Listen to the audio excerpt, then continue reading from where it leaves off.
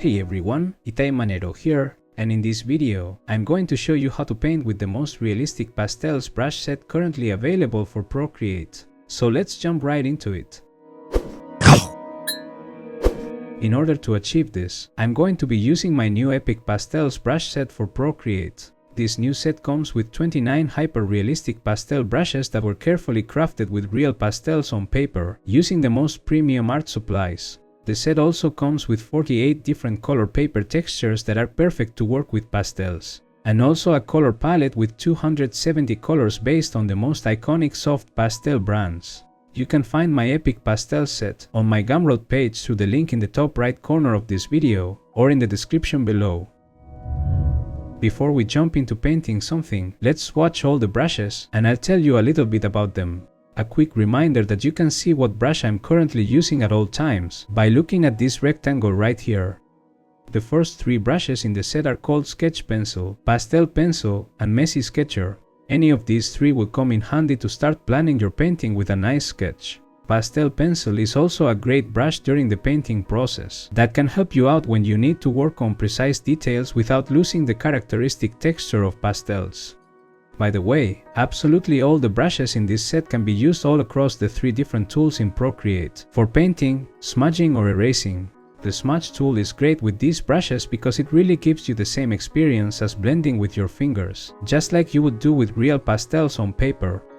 Other brushes included are a couple of contour sticks and many different types of pastel brushes that will give you slightly different sensibilities when painting.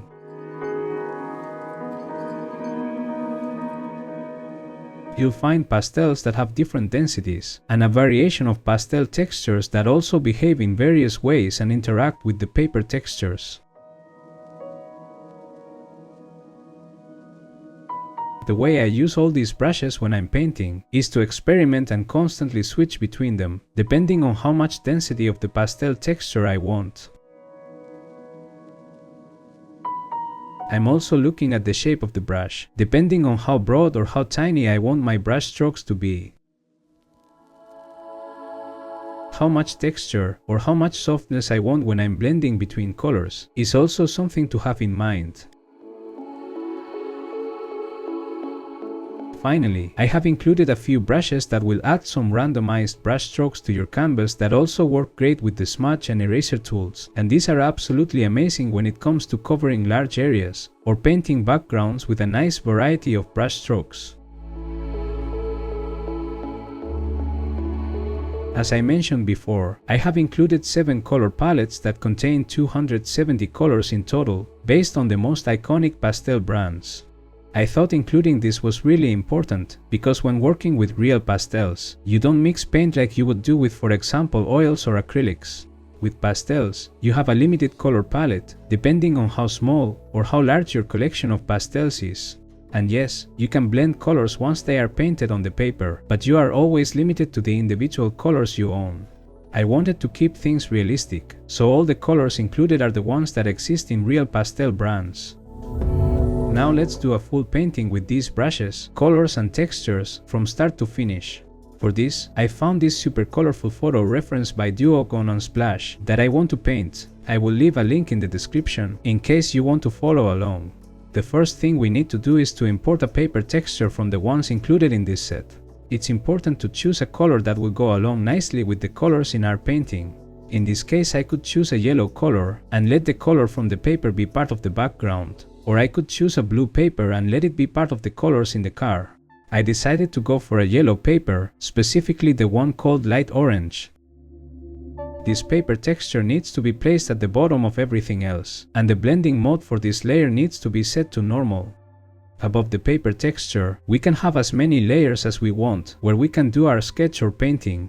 You'll see that during the painting process, I will use more than one layer for this, but at some point I will also merge all the painting layers in one. In the end, we are mimicking real pastels on paper, and with the real media we don't have layers to work with. Trying to work within those same limitations will help with how believable our pastel painting is going to look. On top of everything else, I'm going to place one of the 2 pastel texture sheets included, specifically the number 2. This layer needs to be set to overlay mode, and I personally like to make it into a clipping mask, so that it only shows up in those areas where I'm painting in the layer that it is attached to. That's why I said before that at some point I will merge my painting layers, because I want this texture to be revealed in all the areas where I've painted.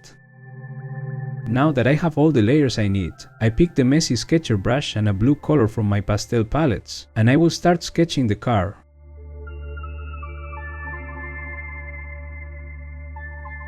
Just like I would do with real pastels on paper, my sketch is not very detailed. I'm just trying to get a sense of the shapes and proportions of the car.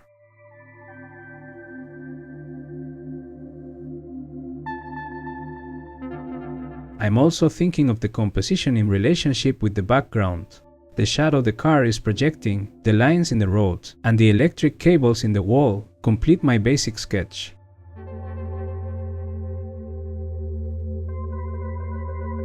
On a layer below, I'm using now the clean cut scatter brush to add some big and a little bit of random brush strokes. For the wall and for the road, I also use this same brush with the smudge tool to blend those brush strokes in some areas. Notice that I'm not covering the whole canvas with my strokes. It is important to leave some parts uncovered so that the paper texture can come through and be part of my painting. Here I decided to alpha lock my sketch layer and paint with different colors the lines so that they match better the different parts of the painting. Using the dry pastel 2 brush, I'm adding a bit of light texture in the wall to mimic the subtle dirt and gritty texture I can observe in the reference. Now with the soft pastel medium brush, I'm starting to add color to the car. At first it is just a matter of covering the general areas with the main colors, and we will continue to build on top of it, with more specific and located colors and brush strokes.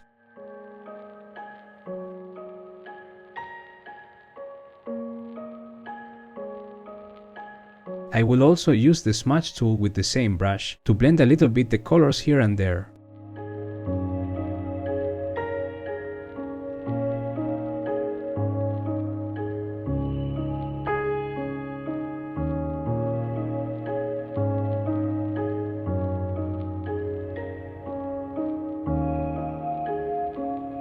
Anytime I feel like I need a bit of extra precision in my strokes, you will see me switch to the pastel pencil brush. Pastel media in real life is a nice combination between painting and drawing, so it is more than welcome to use a combination of colorful brush strokes, but also more precise lines where we feel they are needed to help us define our subject. When it comes to choosing the colors, my process is to look at the reference and also look at my color palette, and I try to pick those colors that I think they get closer to the colors I observe in the picture. Not having all the exact colors you need available to you is great when it comes to mimicking pastels, because having to limit your color palette to the colors you have will add a bit of unexpected chromatic richness to your painting. All you need to do is to embrace the limited color palette aspect and trust the process.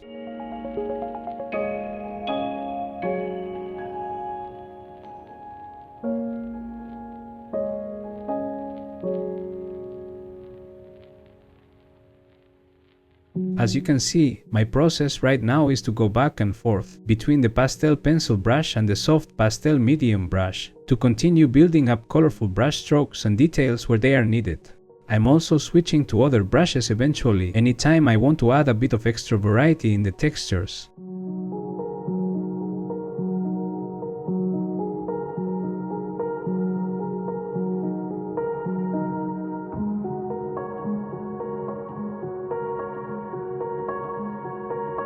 Here I'm taking my time to define all the beautiful colors and reflections in the wheels and other details in the car.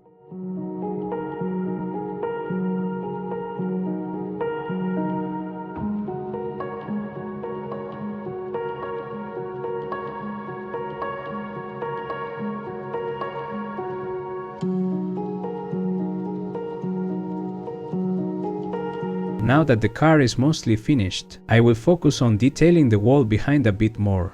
For that, I'm defining the cables and the electric box using the pastel pencil brush. Because all my painting layers are merged now, I'm using the selection tool to separate for a moment the car from the background. This will allow me to paint the graffitis behind the car without worrying that I will paint on top of the car by mistake. On a layer below the car, I'm using the pastel blobs brush to paint the graffitis in a pretty loose style. I don't care if they are not super accurate, all I want is to give a hint of them in the wall, to have that nice touch of color in my painting. With the main shape of the graffiti in place, I use other brushes to introduce other subtle colors and brush strokes that will make the graffiti feel integrated with the wall.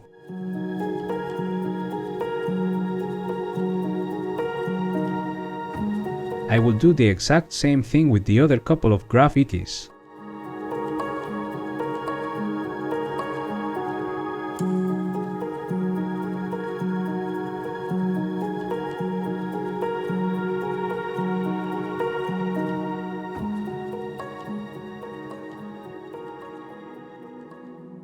And this is the final result.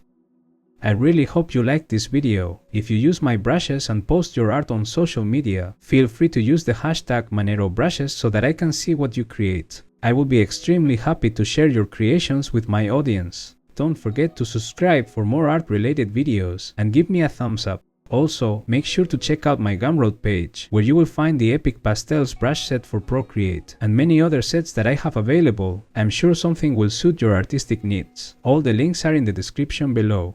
Okay, thank you for watching. See you next time.